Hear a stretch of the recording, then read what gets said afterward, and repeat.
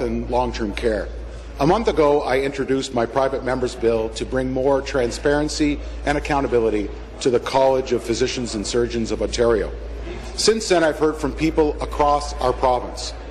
Their stories of running into the wall of silence as CPSO close ranks, foiling attempts to get answers after the death of a loved one are heartbreaking.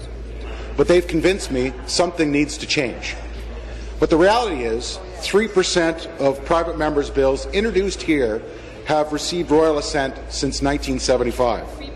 Minister, do you agree that the current complaints reporting system is broken? And will you work with me on my reasonable reforms in my bill to make some changes at CPSO? Thank you. Minister of Health, Long-Term Care. Well, thank you, Mr. Speaker. Of course, I'm always happy to work with my esteemed colleague from across the other side. But I want to point out, Mr. Speaker, that we've already made and are making important changes in terms of transparency and accountability and oversight for all of our regulatory bodies, including the CPSO. In fact, Mr. Speaker, just several weeks ago, I wrote to all of the regulatory bodies that have a role to play in oversight in the healthcare sector, asking them to incorporate additional transparency measures in their business plans, Mr. Speaker, to report back to me, to the Ministry, by December 1st with regards to the specific activities that they will undertake on a go-forward basis with regards to further transparency and accountability.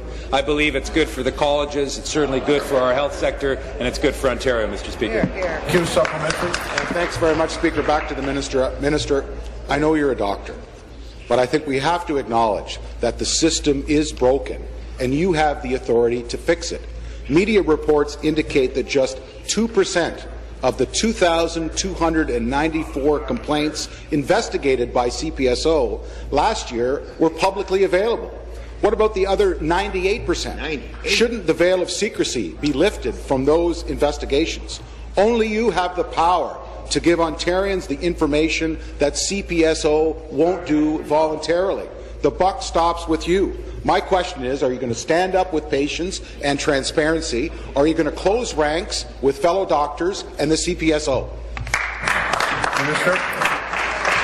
Well, Mr. Speaker, I'm not sure if the member opposite actually was listening to the first response that I made to the question. That we are taking action, Mr. Speaker, and you know, I think it goes without saying that my top priority and the priority of this government is the health and safety and well-being of all Ontarians, Mr. Speaker.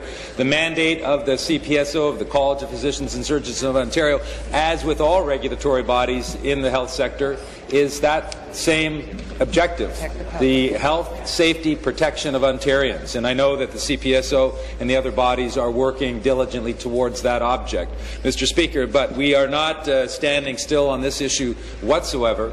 That we have taken a number of measures that I articulated in the first part of my answer. Transparency is of utmost importance. It makes for a better healthcare system, an informed patient, and Ontarian is important in terms of strengthening the quality of care that they receive, and it's certainly something that we continue to work diligently on, Mr. Speaker. The question, the member from Nickel Belt. Merci, Monsieur le Président. Ma question est également. Thank you, Mr. Speaker. My question is for the Minister of Health and Long-Term Care. My private member's bill